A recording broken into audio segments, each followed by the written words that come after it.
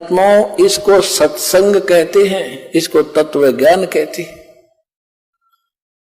अब देखो गोपीचंद यानी भर्तृ, ये दो अलग अलग थे। भर्तृ भी राजा थे, गोपीचंद भी राजा थे। भर्तृ जी एक दिन राजाओं में ये कुबद पैदा कर देता है, काल ये बकवाद घनी करते हैं, सारे पाप करते हैं, बेशक कितनी अच्छी आत्मा का हो। जंगल में गए हुए थे शिकार करने के लिए, सुबह सुबह एक मर्ग को मार दिया तीर से भर्तृ जी राजा ने।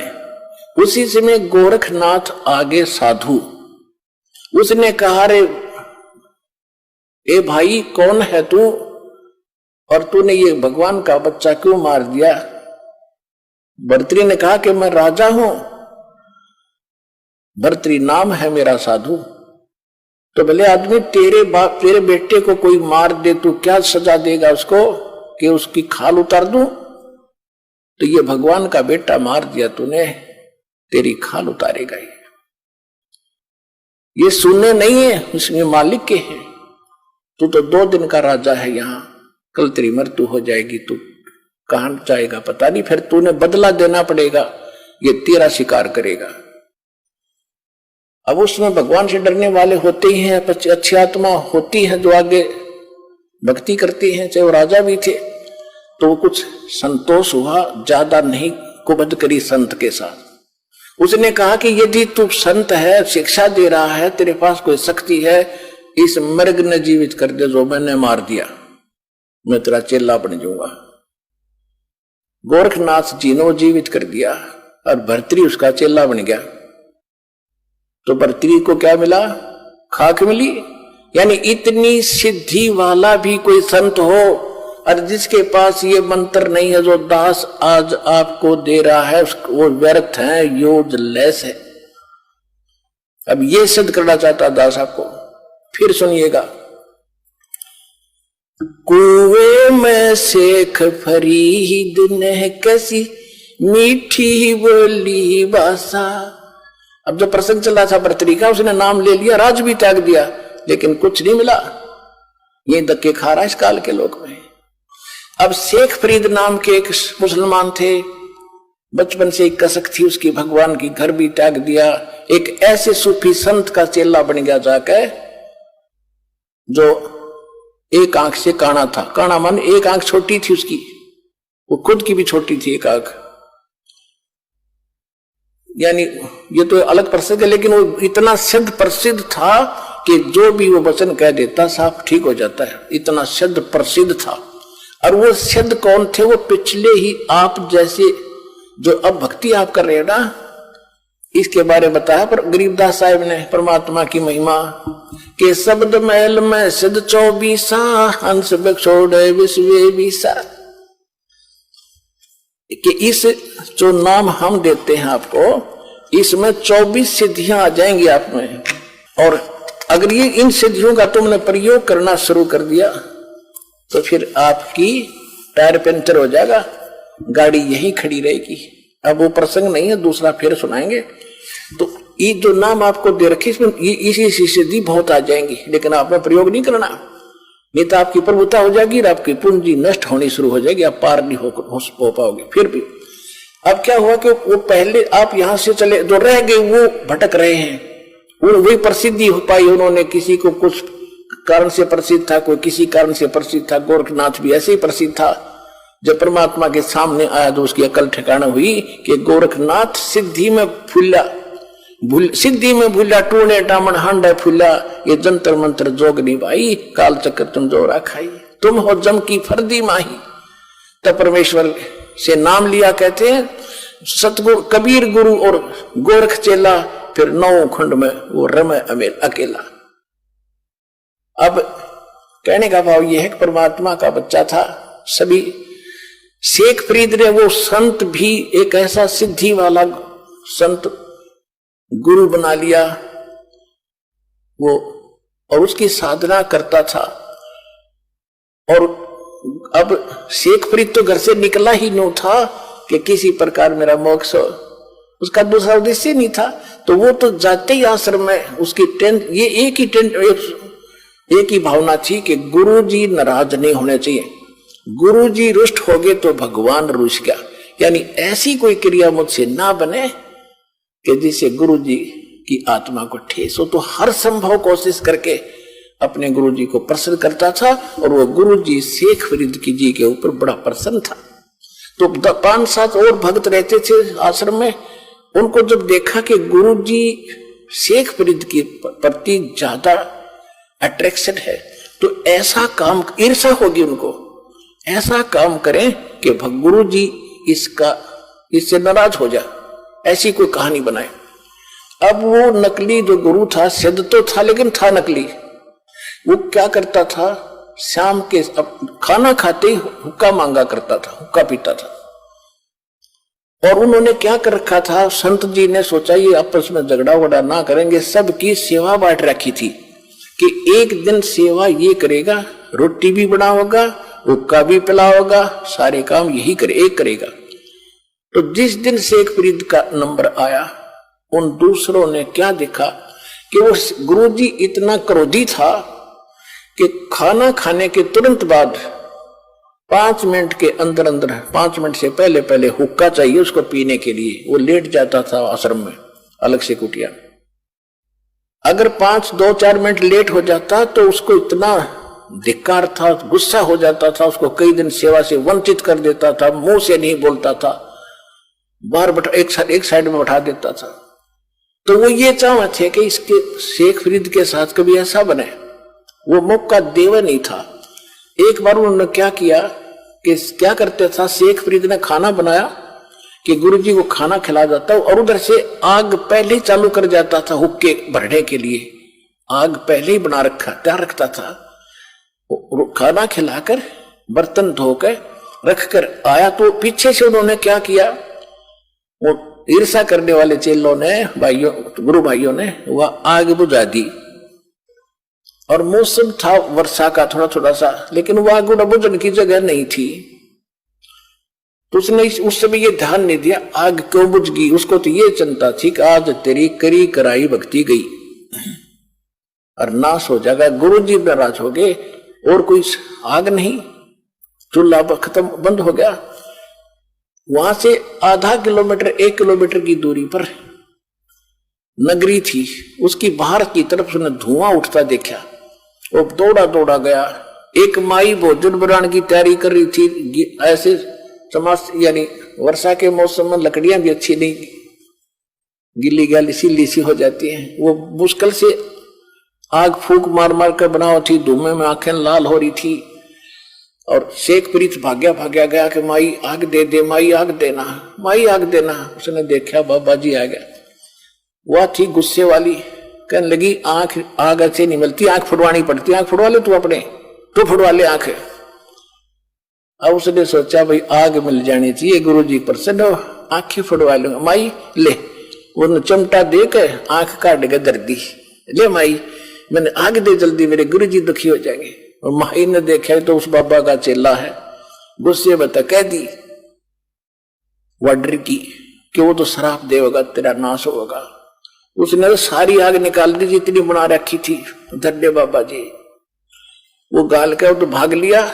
उसने देखा कि आंख ताड़े छोड़ गई। अब रात होगी, रात ना और सजावे कैसे। उधर से लड़के ने अपना पल्ला बांध, एक आंख पर ऐसे कपड़ा बांध लिया, गिर लिया मुंड उसके ऊपर। और गुरुजी ने पहली आवाज दी थी, आश्रम में प्रवेश हुआ था, अरे शेख फरीद इतनी देर कैसे लगा दी हुक्के को। दूसरी आवाज जब दी, रहे कहां मर गया शेख तू, फरीद कहां मर गया। आया गुरुजी, आ गया गुरुजी। भाग दौड़ के हुक्का दर्जिया चलम, हुक्का दर्जिया तो देखा राग का क्या लग गया, आपकी दया है गुरुजी, कुछ नहीं लगा। वो भी कि मैं तो नाज का नसार कुछ फिर होकेगा। वो गुरुजी तो पी के सो गया। वो सारी रात बेचारा जैसे दुखी सुखी रात काटी। माई ने रात नींद नहीं आई, वो तो सुबह उठते ही एक और सहेली को लेकर साथ में, और उस आंख को लेकर गुरुजी के पास गई, संत के पास, और माफी मांगे, नाक रगड़े, मुझसे गलती होगी। माई ने सारी कहानी बताई। वो संत पूछा, रे बात क्या है कि आपका चेला गया था, आग लेने गया था, मैं गुस्से में थी, मैंने कह दिया आंख फोड़ ले, आंख फूटने से आग मिलती है, आंख फुड़ा रखी मैंने तो भी फुड़वा ले। उसने सचमुच आंख निकाल कर दर दी, बाबा जी मैं तो घनी दुखी होगी, मेरे गलती होगी, माफ करो। तो उसने देखे कौन गया था कि पता नहीं, मैं नाम तो नहीं जानती। गुरुजी ने पूछा रे शेख था कल तो भाई, वो फरीद था, फरीद बोला सारे आगे। अब बेटा क्या हो गया, तेरी आंख को क्या तकलीफ होगी? आप के रहते गुरुजी, क्या हो गया मेरी आंख को? कुछ नहीं होना, ये माटी आपकी है, शरीर आपका दाता, आपके निमित्त लगे। पुण्यात्मा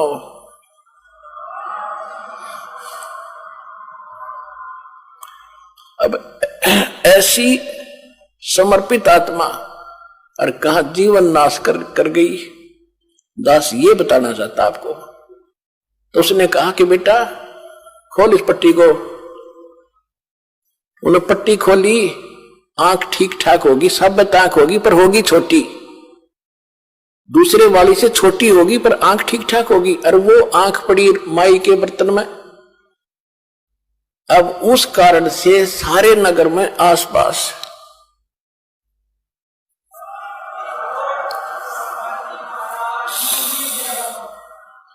उस बाबा जी की, उस नकली संत की सिद्धि के कारण इतनी महिमा होगी, वे पूछो मत, संत हो तो ऐसा हो। और पुण्यात्मा फिर शेख फरीद जी को डाउट क्या रहा कि ऐसा महापुरुष ये जो ज्ञान देगा सारा ठीक होगा। अब कहते हैं लागी का मार्ग और है लागे चोट काल जा करके, ऐसी लगन लगेगी तो भगवान मिलेगा, लेकिन वो लगन और गलत स्थान पर लगा दी। अब गाय से दूध मिलेगी, सबने पता, अब गाय से दूध मिलेगा। और गाय की जगह किसी ने गद्दी दे दी होगी, गाय है काट ले, भर ले बाल्टी, उसने कितना चारा खवा लियो और कितना उसने कुछ कर लिया, वो गाय वाला काम नहीं कर सकती। श्रद्धा भी स्थान पर हो, ठीक ठिकाने हो और फिर लगन लगावे। आम बबूल का बीज बोके और आम चाहने के लिए उसकी पूरी सेवा, अंत में बबूल ही लगेंगे, आम नहीं लगेगा। आम के लिए तो आम का बीज बोकर फिर वही लगन लगानी पड़ेगी, जिस तरह बबूल के पेड़ को प्रफुल्लित करने के लिए किया था। तो यानी आम का बीज बोकर भी वही श्रद्धा रखनी पड़ेगी, वही तरीका अपनाना पड़ेगा, तब ये बात बनेगी। फिर क्या हुआ, कुछ दिनों के बाद वो संत की मृत्यु होगी, सूफी संत मुसलमान की। और वहां फरीद जी, वो 5-7 जो बच्चे रह गए थे आपस में, उनके मन मुटाव होता था। तो वो क्या करता था, अपना वहां से निकल गया और एक कहीं जाकर साधना करी 12 वर्ष तक। और 12 वर्ष में केवल 1.25 मन अन्न खाया, 50 शेर 1.25 मन। अब 12 वर्ष में कितने, एक वर्ष में 365 दिन और 12 वर्ष में कितने हो गए? और प्रतिदिन एक इंसान जीने के लिए कितना भोजन खाता है? आइडिया लगाना, 100 मन खा जा 12 साल में एक व्यक्ति। और वहां पर 40 किलो खाया 12 साल में, 50 किलो, तो शरीर तो कंडम हो गया, मांस रहा नहीं, अस्थि पंजर शेष रहा। एक दिन वो लेटा ऐसे बैठा था, बैठ कर जैसे विषाद ना कर रहा था, कौवे आगे, उन्होंने सोचे ये मनुष्य मर गया। आसपास आकर बैठे चार सब जगह देखा, वो तो मांस तो उस पर था ही नहीं था, खाल और हाड माथे पर बैठ गया आके। उन्हें आंख दिखी कुछ इनमें मांस है, तो उन्होंने कोशिश की कि आंख निकाल ले इसकी, अपना पेट भरेंगे। तब शेख फरीद ने कहा, हाय हाय, कुएं में शेख फरीद ने कैसी मीठी बोल। फिर वो क्या किया उसने कि भाई यहां तो कौवे दुखी करेंगे मैंने, और वो कुएं में लटक गया उल्टा जाके। जब ये वाणी बोल करे, कुएं में शेख फरीद ने कैसी मीठी बोली बाणी, कैसी कुएं में शेख फरीद ने कैसी मीठी बोली बासा, तुम चुन चुन का खा ली और मेरे हाडों पर का मासा। तुम चुन चुन कागा खा लियो रे मेरे हाडों पर का मासा, मेरे दो नैना मत छेड़ना मोहे राम मिलन की आशा, मोरे दो नैना मत खाइयो भाई मन राम मिलन की आशा, जिन करी तपस्या घोर थी वो ओहे आश्रय हर के, वो होए आश्रय हर के, वो होए आश्रय हर के, लागी का मार्ग और है लग चोट काल जा करके। अब देखो कितनी प्यारी आत्मा परमात्मा के लिए शरीर की परवाह नहीं की, क्योंकि वो भगवान के लिए निकली थी। अब जैसे 12 साल और ये अन्न खावा वो जीवित रह सकता है, लेकिन परमात्मा के नाम पर आश्रित था, तो उसकी लाज कबीर साहब रखते हैं कि तेरे नाम पर बैठे हैं, इसने ढोल दे डले, वो जब मानेगा जब कति कंडम हो लेगा। अब शेख फरीद ने सोचा कि भाई नाश बात बिगड़ गया था, ना भगवान मिला, शरीर अंत होने को आ गया, कौवे आंख भी खा जाएंगे, फिर मैं कितना जोगा नहीं रहूंगा, भगवान का दर्शन कैसे करूंगा। अब जैसा उस गुरु जी ने साधना बता रखी थी, तप करने लग गया बेचारा, वो तपस्वी थे, जैसी भांग उबो रहा था वो चेले को शिक्षा दिया गया। अब चेला तो वही होता है, उसने समर्पण कर ही रखा था, जो गुरु जी कह दी सारी सच्ची और ऐसा ही करूंगा, लेकिन उससे मिलना कुछ नहीं था जब तक पूर्ण संत नहीं मिलेंगे। अच्छा फिर क्या हुआ, उसने सोचा बाहर रहूंगा तो ये खाएंगे, कौवे खा जाएंगे, फिर कुएं में लटक गए, फिर वो यही अर्जी ला रहा था, रे कौव्यो मेरे आंखें छोड़ दियो भाई, क्योंकि बाहर तो आना ही पड़ता है थोड़ा बहुत फ्रेश फ्रूश होने के लिए भी। रो रहा है, फिर भी रो रहा कि भगवान मिला नहीं, अब क्या होगा, अब कहां जाऊंगा, जीवन अंत हो गया, दर्शन वाले के हुए नहीं। अब परमात्मा आए, परमेश्वर जो भगवान है हमारे, जो जन मेरी शरण है ताका हूं मैं दास, गेल गेल लाग्या फिरूं जब तक धरती आकाश। ये शेख फरीद वही था जो इस कलयुग में भी चल गया था पिछली पीढ़ी से, और साथी मालिक ही था, सोच रखा था मैं जिस धर्म में जन्मया हूं यही से मोक्ष होगा। धर्म का इसमें कोई रोल नहीं, धार्मिकता का रोल है, और सच्ची भक्ति होगी, कोई धर्म हो कोई जाति हो, मनुष्य जीवन हो वो पार होगा। अब कबीर परमेश्वर जी आए एक साधु रूप बना के, जिंदा महात्मा का, कुएं पर खड़े हो गए, रस्सा बांध कर वृक्ष के, और नीचे लटका हुआ था पैरों के बांध कर शेख फरीद, नीचे न सिर था ऊपर न पैर थे। परमात्मा ने नो का नो पकड़ कर रस्सा बाहर निकालना, जो तड़प रहा था, अब पुकारता अपने अपने गीता पढ़ा सुना करे, हमारा बाप ही कबीर साहब है, सत्य पुरुष है। जब उसने बाहर खींचा तो पहले क्या करते थे, पाली आ जाते थे ग्वाले, वो शेख फरीद तपस्या कुएं में करता था, बाहर आकर थोड़ी बहुत देर बैठता था, तो पाली उसके रस्से को पकड़ के डंडी से ऐसे हिला देते थे, वो कभी इधर लगता था कुएं में, कभी इधर लगता था, वो फिर यूं कर लेता था। पाली छोड़ छाड़ कर थोड़ी देर छेड़ छाड़ कर चले जाते थे, कोई बद्दुआ नहीं देता था, प्रार्थना करता था भाई ना छेड़ो मुझे, मैं अपना काम कर रहा हूं। तो उसने सोचा उस दिन कि आज तो ऐसा शरारती व्यक्ति आ गया, इसने मैं बाहर निकाल लिया, पहले तो छेड़ छाड़ कर चले जाते थे, मैं थोड़ी देर में हो जाता था सेंटर में। उसने कहा, शेख फरीद ने कहा कि भाई आप कौन हो, मुझे ना तंग करो, मैं अपना काम कर रहा हूं, तुम अपना करो।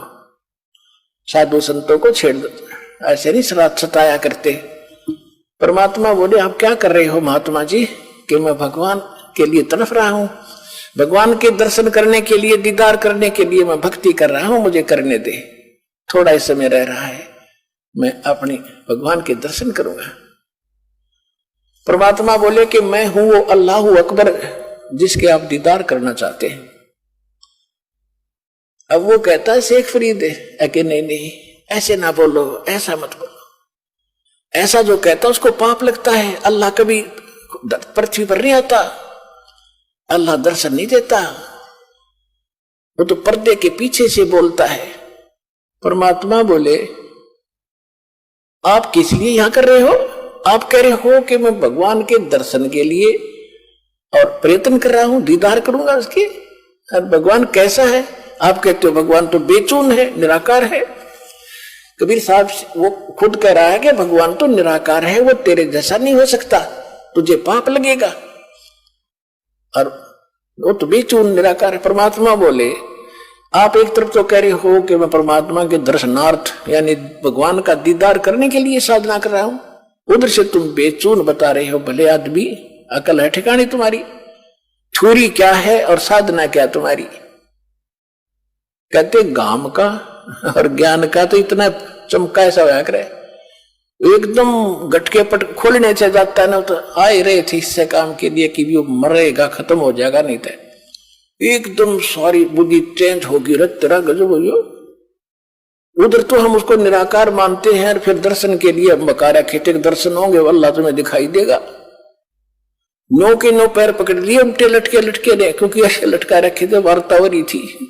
नो के नो पैर पकड़ लिए, नो सोचा कि भगवान तो नहीं हो सकता, अल्लाह तो नहीं हो सकता, पर बात खबर जरूर है। जो सूरत फुरकानी, कुरान शरीफ में सूरत फुरकानी 25 आयत 52 से 59 में स्पष्ट किया है कि जिस परमात्मा ने 6 दिन में सृष्टि रची, 7 महीने तख्त पर जा बैठा 7वें दिन, वो अल्लाह कबीर है। उसकी खबर कोई बाखबर से पूछो, वो जानता है। तो शेख फरीद जी को पक्का विश्वास हो गया, अल्लाह नहीं तो अल्लाह का जानकार जरूर मिल गया, बाखबर मिल गया, इल्म वाला। चरण पकड़ लिए, परमात्मा ने खोल कर रस्सा बैठा लिया कि बैठ जा, मैं बाखबर हूं और मैं तत्वदर्शी संत हूं, तू अल्लाह ना मानना है, ठीक है। कहते इस शरीर के साथ क्यों दुश्मनी कर रखी है, मुश्किल से मिलता है, इतना भी ना खाओ। कहते इतना भी ना खाओ अंगड़ाई टूटे, आलस हो जा, इतना कम भी मत खाओ कि आपकी क्या हालत हो रही है। आप वचन कब करोगे, आपकी तो बुरा हाल हो रहा है, खाने पीने सूखा पड़ा शरीर।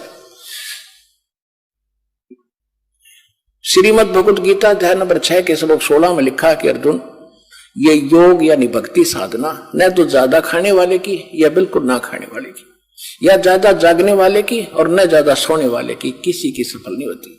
सूक्ष्म वेद में बताया है कि प्रथम अंजल संयम रखे, संयम करे खाने और पीने पे, और योग युगत सब सतगुरु भाके।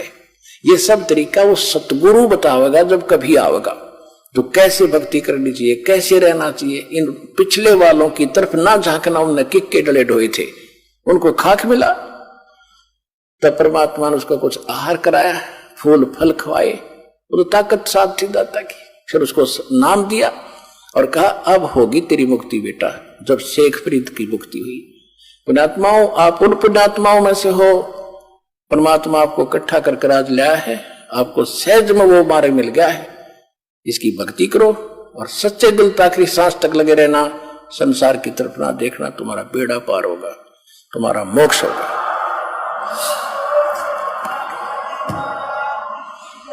वो कंप्लीट कोर्स इस दास के पास है, परमात्मा कबीर जी का दिया हुआ है, और आपको और आपके 101 पीढ़ी पार होगी। लिख लेना बेच सकते अगर सच्चे दिल तक लगे रहे।